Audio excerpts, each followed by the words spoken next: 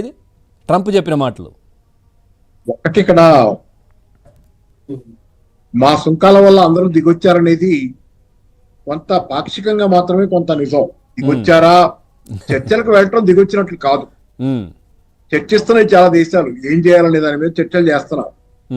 ఆ చర్చల క్రమంలో తాము పూర్తిగా నష్టపోతాం అనుకుంటే ఎవరు రాయితీలు ఇస్తారని నేను అనుకోను. రెండో పక్కన ఆయన అనుకున్న విధంగా ఆయన డ్రైవర్ సీట్ లో కూర్చున్నాను అనుకుంటున్నాడు, కానీ రెండో పక్కన China tit for tat tariffs 34% విధించింది. రెండవ ధనిక దేశం, రెక్క చెప్పాలంటే అమెరికా తర్వాత రెండవ జీడిపి పరంగా రెండవ పెద్ద దేశం. ఏమాత్రం రాజీ పడకుండా 34% ఎదురు టారిఫ్లు విధించింది. అలాగే యూరోపియన్ యూనియన్ దేశాలు కూడా బ్రజిల్స్ లో నిర్ణయం తీసుకొని అమెరికన్ సర్వీసెస్ కి సర్ప్లస్ ఉన్నది. యూరోప్ తో అమెరికన్ సర్వీసెస్ సర్ప్లస్ ఉంది. అంటే అమెరికా సేవా రంగంలో ఎక్కువ ఎగుమతులు చేస్తుంది దిగుమతుల కంటే యూరోపియన్ యూనియన్. వాటి మీద టారిఫ్లు విధించాలని నిర్ణయం తీసుకుంటున్నారు వాళ్ళు.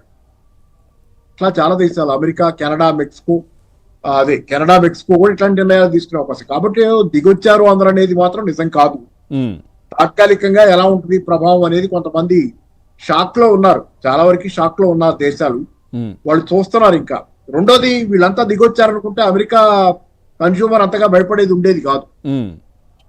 అమెరికా కన్స్యూమర్ ఈ రోజు క్యూలు కట్టి అమెరికా మాల్స్ లోను సూపర్ మార్కెట్స్ లో క్యూలు కట్టి పండ్ల దగ్గర నుంచి, కాఫీ పొడి దగ్గర నుంచి, బిల్డింగ్ మెటీరియల్ దగ్గర నుంచి రకరకాలైనటువంటి వస్తువులు కొనుగోలు చేస్తున్నాడు. ఎందుకంటే ధరలు పెరగబోతున్నాయి. ఏప్రిల్ 9వ తారీఖున కనుక ఈ టారిఫ్లు అమల్లోకి వస్తే ధరలు పెరుగుతాయి అనే భయంతో ఈ రోజు విపరీతమైనటువంటి సేల్స్ జరుగుతున్నాయి అమెరికాలో.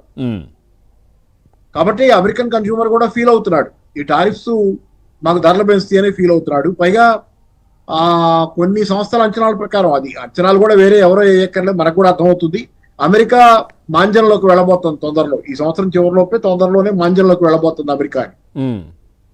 సో ఇన్ని నెగటివ్స్ పెట్టుకొని ఇదేంటంటే ఎట్లుందంటే పిచ్చోడి చేతిలో పిచ్చోడి స్వర్గం, పిచ్చివాళ్ళ స్వర్గం అంటారు కదా. తను ఏదో చేసి తను చాలా బాగా చేస్తాననుకొని తన చేతల ఫలితం చాలా గొప్పగా ఉంటుందని తను ఊహించుకుంటున్నాడు. లేకపోతే రెండేది కారణమై ఉండాలి. ఈ రోజు మీరు కొత్తగా పాస్ అయిన బిల్లు ఒకటి గమనిస్తే కనుక ఆ బిల్లు ఏం పాస్ అయిందంటే అమెరికాలో ఇంజనీర్లకి వీళ్ళకి ట్యాక్స్ రాయితీలు ఇస్తా కొత్త బిల్లుని సెనెట్ లో పాస్ చేసుకున్నారు. 5 లక్షల కోట్ల డాలర్ల దాకా పన్ను రాయితీలు ఇస్తా పెద్ద పెద్ద వాళ్ళందరికీ, ధనవంతులు, కార్పొరేట్లకి రాయితీలు ఇచ్చుకుంటా 50 లక్షల కోట్ల డాలర్లు, 5 లక్షల కోట్ల డాలర్ నేను డాలర్లో చెబుతాను సార్, అక్కడ దాకా రాయితీలు ఇచ్చుకుంటా పాస్ చేసుకున్నారు. అంటే ఈ డబ్బులన్నీ ఎక్కడి నుంచి వస్తాయని వాళ్ళు అంచనా వేసుకుంటున్నారు. ఒకటి, ప్రజలకు ఇచ్చే సబ్సిడీలు అంటే మెడికేడ్ గానీ సోషల్ సెక్యూరిటీ, వీటి మీద కోతలు పెడతారని చెప్పి ఒకటి ఉంది.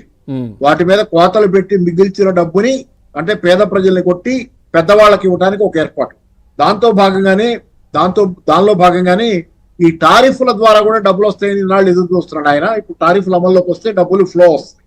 ఎందుకంటే టారిఫ్ల అమల్లోకి వస్తే దానివల్ల అధిక ఆదాయం ప్రభుత్వానికే వస్తుంది. టారిఫ్ అంటే అధిక ట్యాక్స్.